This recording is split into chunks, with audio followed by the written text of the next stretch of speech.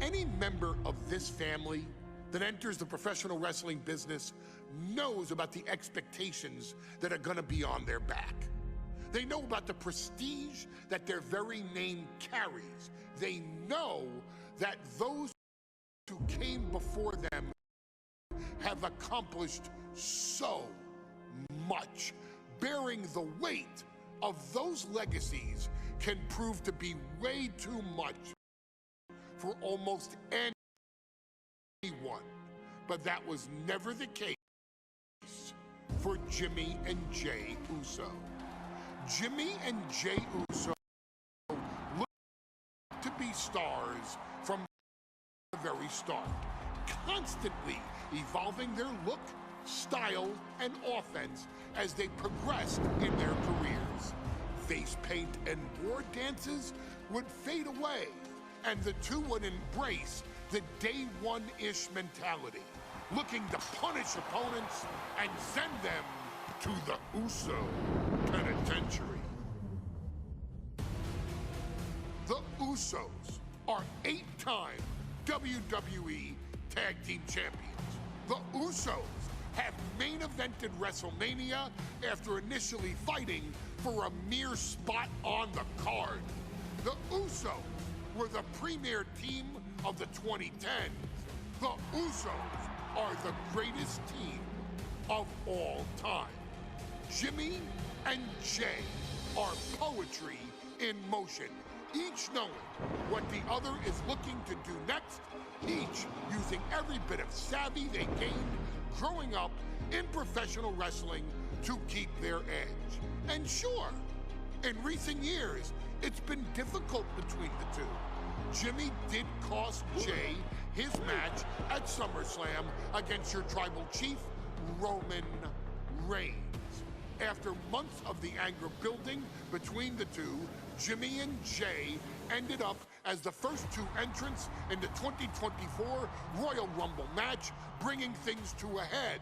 But even that moment wasn't enough to settle the issue, and so they would fight again at WrestleMania 40. Jey Uso truly became main event and found his inner yeet, even adding another tag team championship with Cody Rhodes as his partner. As your wise man eventually would suffer as well, Jimmy found himself betrayed by Solo Sikoa and unceremoniously dumped out of Solo's version of the bloodline. When Jimmy and Jey are a tag team, they are pure art. They are the reason for the resurgence of tag team wrestling's popularity over the last 15 years. And perhaps, oh, perhaps, their grandest moment came during the 2017 Hell in a Cell, when they would lock horns with perhaps their greatest opposition ever, The New Day. From July to October of that year, the SmackDown Tag Team titles would change hands 4 times between the two teams, both looking for ultimate bragging rights. The Usos' connection as twins always gave them an upper hand with most teams. But the New Day had their own trick, utilizing the Freebird rule to allow any 2 of the 3 members to compete in any match. Jimmy and Jey could never know for sure who the opponents would be, with a different game plan needed for each iteration. With nothing clearly settled after 4 months, the New Day would offer to defend inside Hell in a Cell, and the Usos gladly accepted. We've seen the Usos showcase tag team wrestling at its most beautiful. Now we want you to showcase the brutality that exists within Hell in a Cell. Big E and Xavier Woods are going to use everything at their disposal to take you down. But you've been down since day one. Now it's time to force the New Day to realize there's nothing wrong with them being in second place, and there's nothing that's stopping trapping you inside hell in a cell.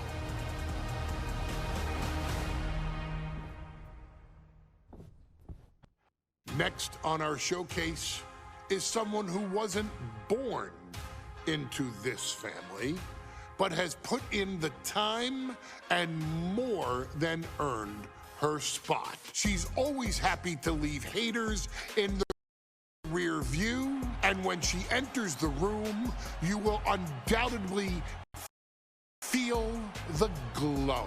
Of course, I'm talking about Naomi, who many of you may know has reigned as Jimmy Uso's wife and queen for over 10 years. There's the old saying that behind every good man is an even better woman, and this could not ring more true than Naomi, who I will say is an absolute treasure.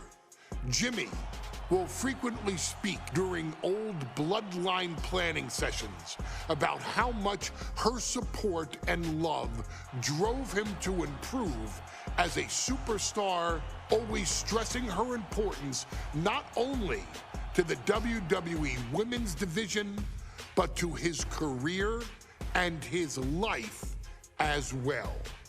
In the ring, there is no denying Naomi's skills.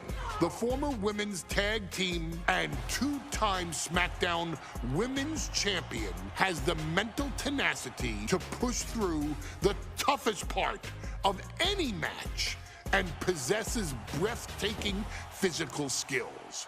Naomi uses her dancing background to constantly innovate with her offense, resulting in some of the most beautiful moves you will ever see, unless you're on the receiving end of them. Naomi is an inspiration to so many of our younger members of the WWE Universe, showing a new generation that anything is possible if you just put in the work and never stop believing in yourself.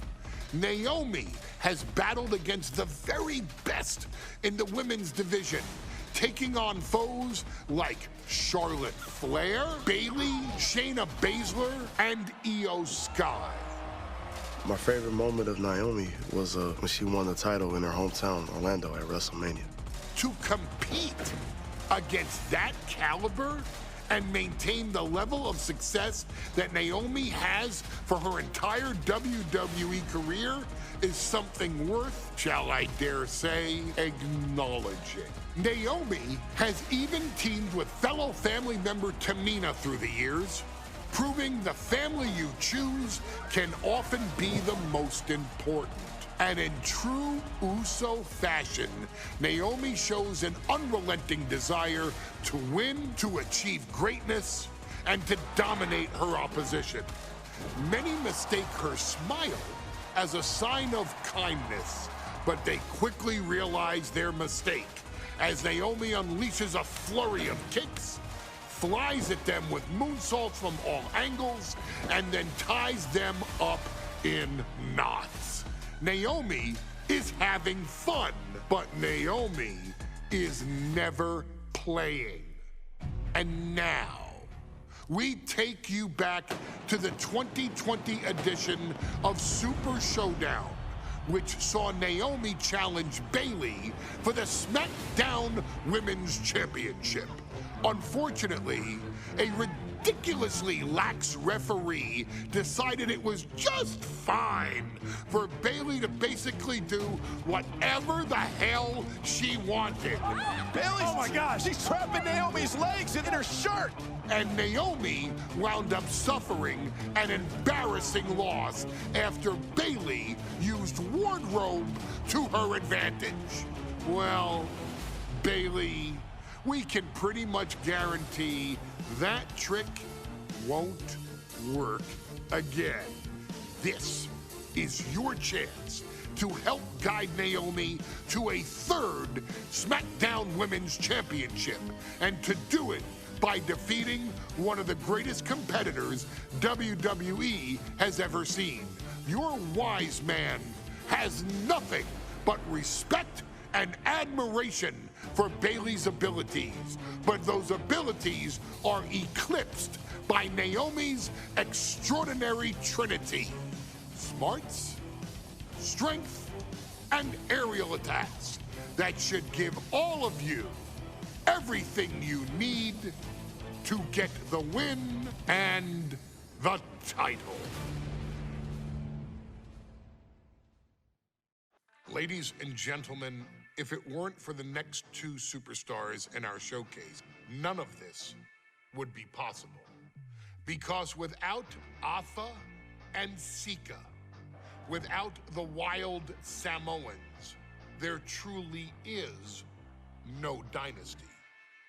While it was their father who made the blood oath with High Chief Peter Maivia, it was Afa and Sika who built the family up, training generations of relatives, all with the single goal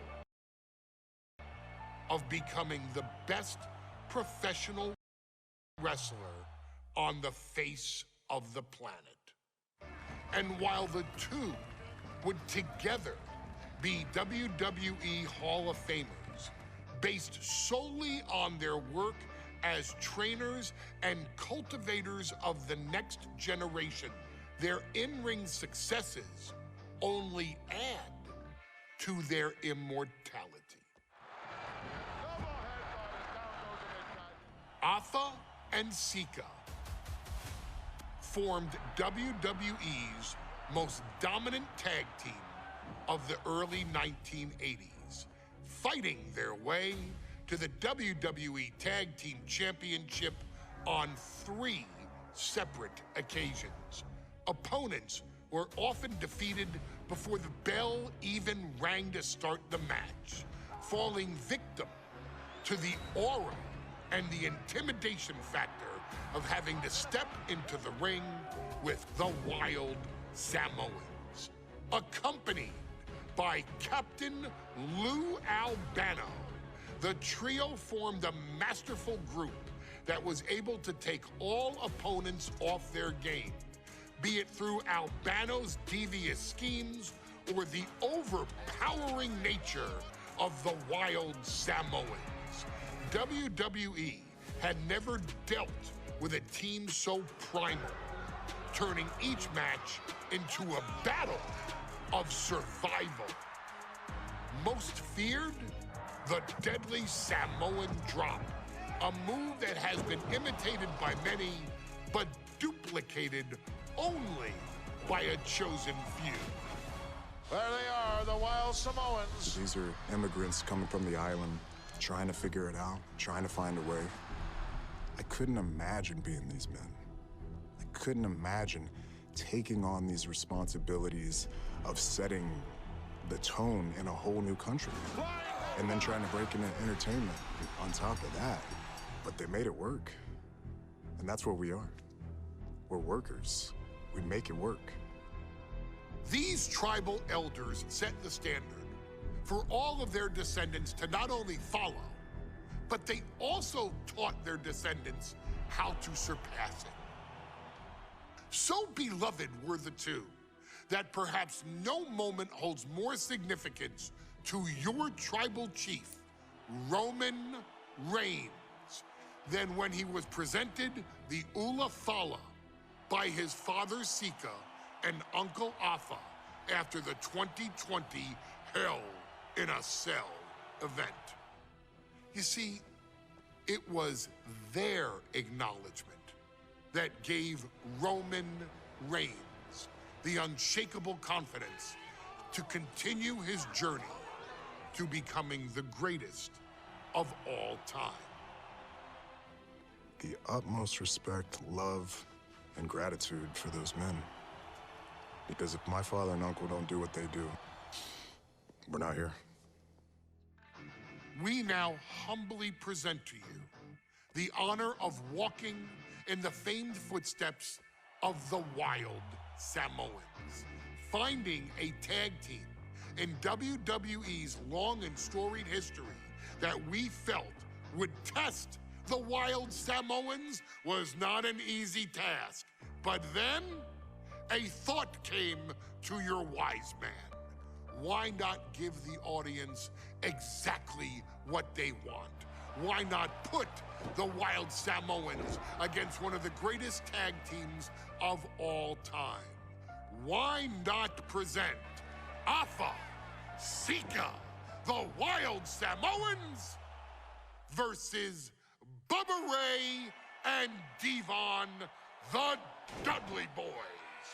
And if we're going to go that far, let's do it in a tables match. Showcase that savage brutality that made both teams the eternal legends we know them to be. No pinfalls, no submissions, no rules. Just be the team that avoids being put through the table, and you will emerge victorious. And with these four men, you better believe that things are going to get extreme. Ladies and gentlemen, if it weren't for the next two superstars in our showcase, none of this would be possible. Because without Afa and Sika, without the Wild Samoans, there truly is no dynasty. While it was their father who made the blood oath with High Chief Peter Maivia, it was Afa and Sika who built the family up, training generations of relatives, all with the single goal of becoming the best professional wrestler on the face of the planet. And while the two would together be WWE Hall of Famers, based solely on their work as trainers and cultivators of the next generation, their in-ring successes only add to their immortality. Afa and Sika formed WWE's most dominant tag team of the early 1980s, fighting their way to the WWE Tag Team Championship on 3 separate occasions. Opponents were often defeated before the bell even rang to start the match, falling victim to the aura and the intimidation factor of having to step into the ring with the Wild Samoans. Accompanied by Captain Lou Albano, the trio formed a masterful group that was able to take all opponents off their game, be it through Albano's devious schemes or the overpowering nature of the Wild Samoans. WWE had never dealt with a team so primal, turning each match into a battle of survival. Most feared, the deadly Samoan drop, a move that has been imitated by many, but duplicated only by a chosen few. There they are, the Wild Samoans. These are immigrants coming from the island, trying to figure it out, trying to find a way. I couldn't imagine being these men. I couldn't imagine taking on these responsibilities of setting the tone in a whole new country. And then trying to break into entertainment on top of that. But they made it work. And that's what we are. We're workers. We make it work. These tribal elders set the standard for all of their descendants to not only follow, but they also taught their descendants how to surpass it. So beloved were the two that perhaps no moment holds more significance to your tribal chief, Roman Reigns, than when he was presented the Ula Fala by his father Sika and Uncle Afa after the 2020 Hell in a Cell event. You see, it was their acknowledgement that gave Roman Reigns the unshakable confidence to continue his journey to becoming the greatest of all time. The utmost respect, love, and gratitude for those men. Because if my father and uncle don't do what they do, we're not here. We now humbly present to you the honor of walking in the famed footsteps of the Wild Samoans, finding a tag team in WWE's long and storied history that we felt would test the Wild Samoans was not an easy task. But then a thought came to your wise man. Why not give the audience exactly what they want? Why not put the Wild Samoans against one of the greatest tag teams of all time? Why not present Afa, Sika, the Wild Samoans versus Bubba Ray and Devon, the Dudley Boys? And if we're going to go that far, let's do it in a tables match. Showcase that savage brutality that made both teams the eternal legends we know them to be. No pinfalls, no submissions, no rules.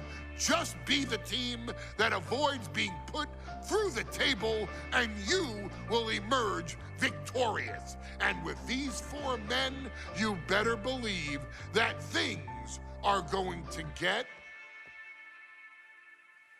extreme.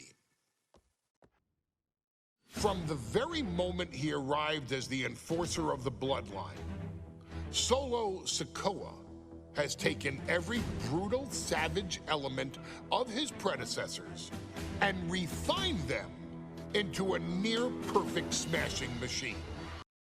Even in the year before his arrival, Solo raised eyebrows and garnered buzz while competing in NXT.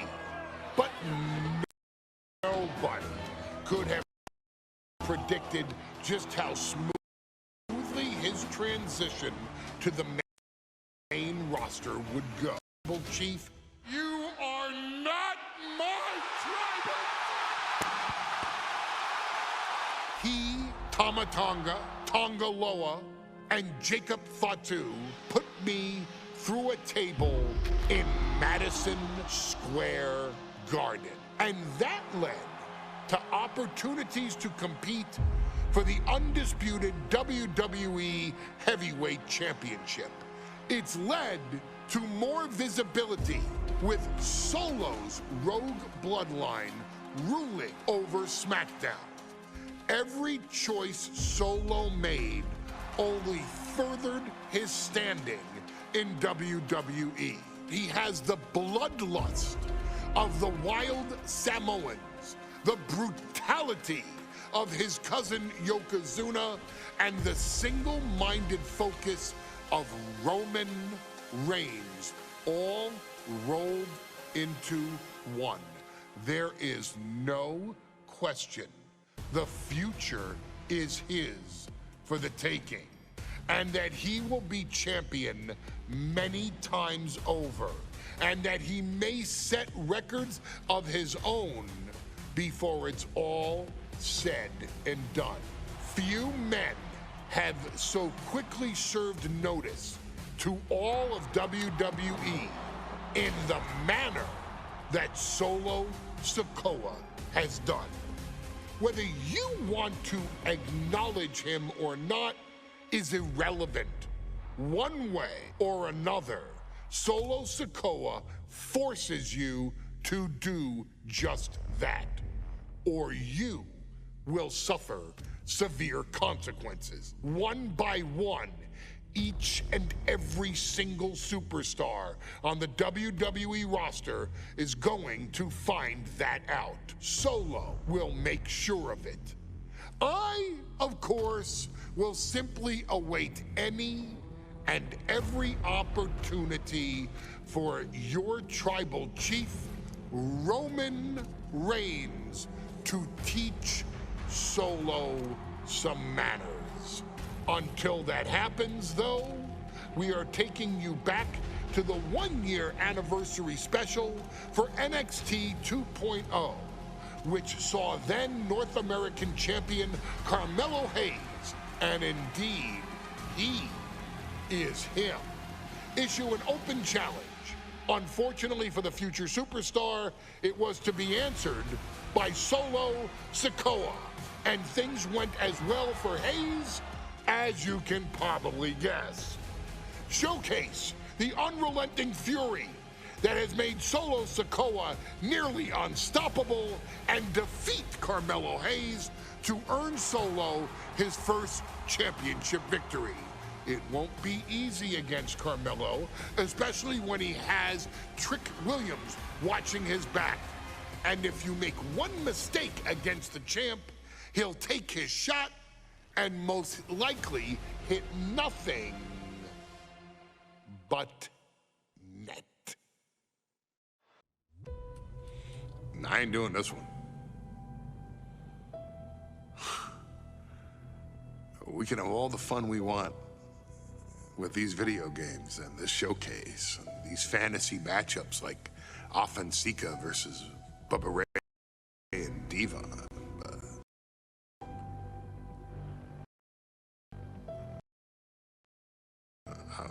I'm not doing shtick about Roman Reigns and Seth Rollins. That's a little too volatile.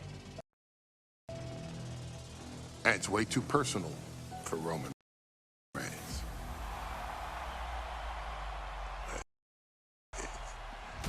Roman Reigns and Seth Rollins came up together in the Shield. And Seth Rollins took it upon himself to disband the Shield by blindsiding Roman Reigns with a chair.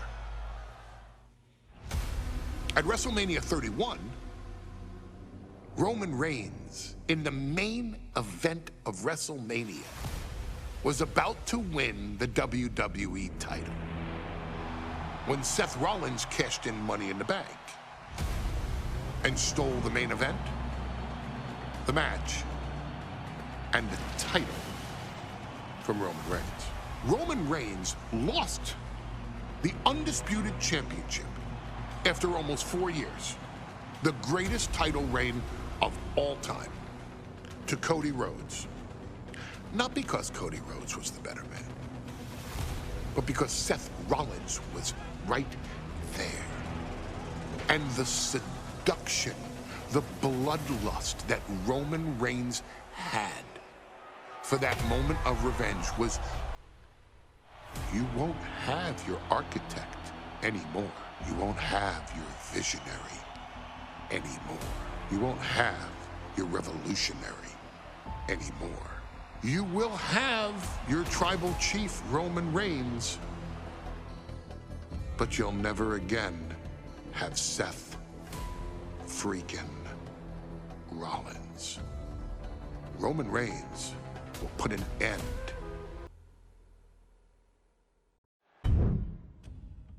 I'm the last guy to knock a revolution. I've led a few of those, you know. I admire revolutionaries. I respect evolutionaries. They are the lifeblood of the bloodline. So when Solo Sikoa seized the moment and became the tribal chief in Roman Reigns' absence, I didn't like it. I don't even think I respected it.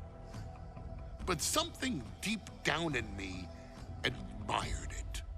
That took some forward thinking. I'm the chief now!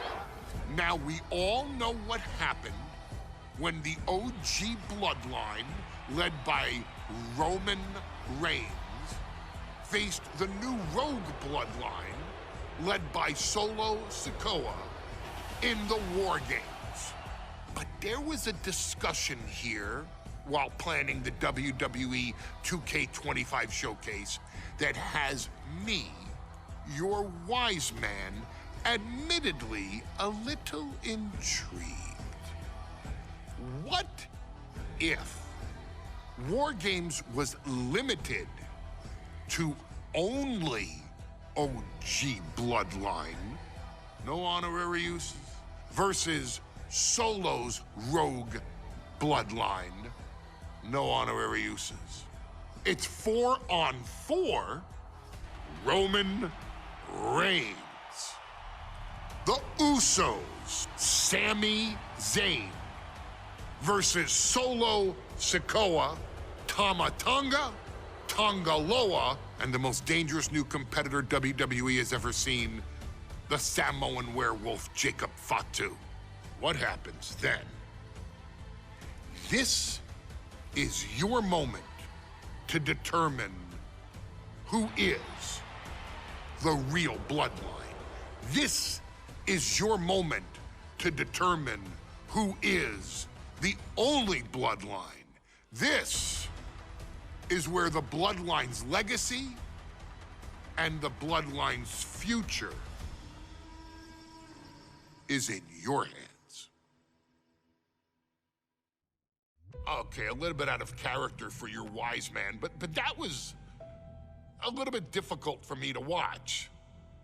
Seeing this family splinter into two groups, fighting against each other, it breaks my dark heart. But they're all grown men, and you settled the issue. Now let's give Solo credit. Forming Team Solo was, of course, his usual backup of Tama Tonga and Tonga Loa, the sons of Haku, feared as one of the baddest men to ever walk planet Earth. Along with them, the Samoan werewolf, Jacob Fatu, son of Tama, also known as TK All Day, the Tonga Kid, another fearsome competitor from WWE's golden era. But did you know that Haku and Tama once comprised one of WWE's most impressive tag teams? Haku had been considered family by the Dynasty for years on end, and his teaming with Tama, brother of Rikishi, solidified this for eternity. The Islanders were a formidable test for any tag team in WWE in the late 1980s, competing against teams like the Hart Foundation and the British Bulldogs. Initially fan favorites, the two would embrace a more hard-nosed approach and even teamed up with WWE Hall of Famer Bobby the Brain Heenan, finding even more success. The team flawlessly merged aerial excellence, martial arts mastery, and some good old-fashioned Islander grit. Perhaps their most infamous moment saw them actually dog-nap Matilda, mascot of the British Bulldogs, showing that they were willing to do literally anything to throw opponents off their game. Both men are still revered today as two of the real legit tough guys in the industry, names that instill fear simply upon mention, and they absolutely taught their children well. Tama Tonga and Tonga Loa both love to slowly brutalize an opponent in the traditional Haku style, while Jacob Fatu hurls his body at opponents from all angles with reckless abandon, much like Islander Tama in his TK All Day heyday. For their inclusion in the 2K25 showcase, we find the Islanders in a dream match, taking on another team that has mastered the air, ground fighting, and has their own brand of swag that keeps opponents guessing at all times. Ladies and gentlemen, I'm talking about the Street Profits. Montez Ford and Angelo Dawkins have put together one hell of a run in WWE, and the perennial tag team champions are going to find themselves in an unfamiliar setting, taking on Haku and Tama in a best 2 out of 3 falls match.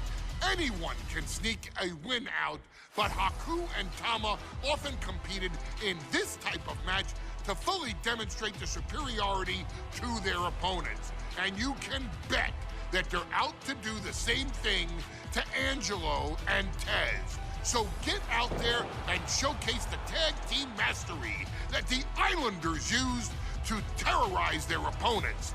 Lift your party cups and take one last sip for the Street Profits. And don't worry, no one will hold you responsible for the damage you and the Islanders caused them, because I assure you, the Islanders can handle the smoke.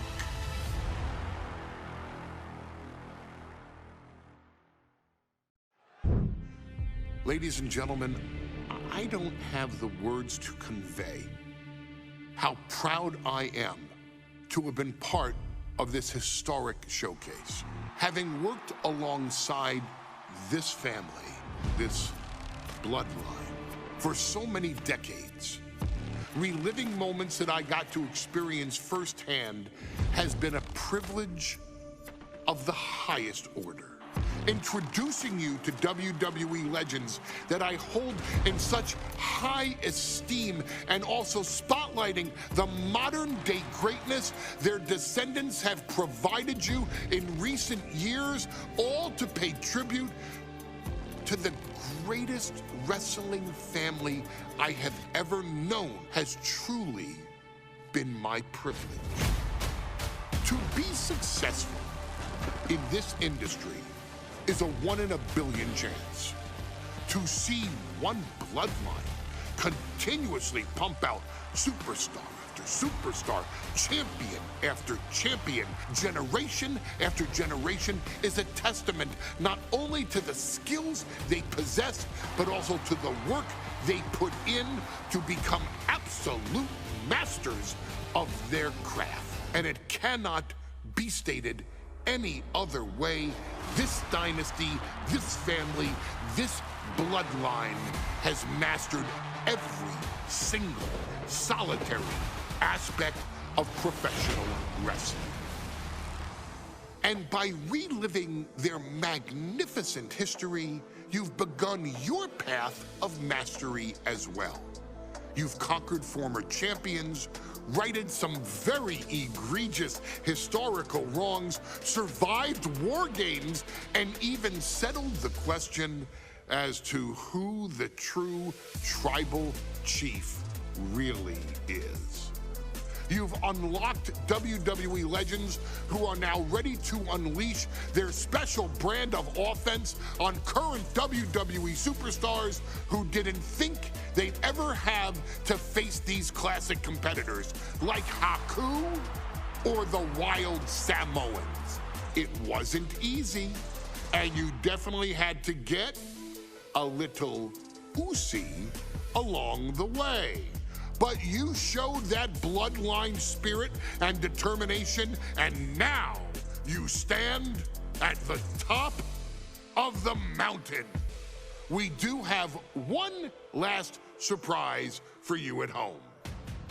Now that you've showcased your skills and earned a spot as an honorary Us, it's time for you to choose who rules your WWE universe as the tribal chief.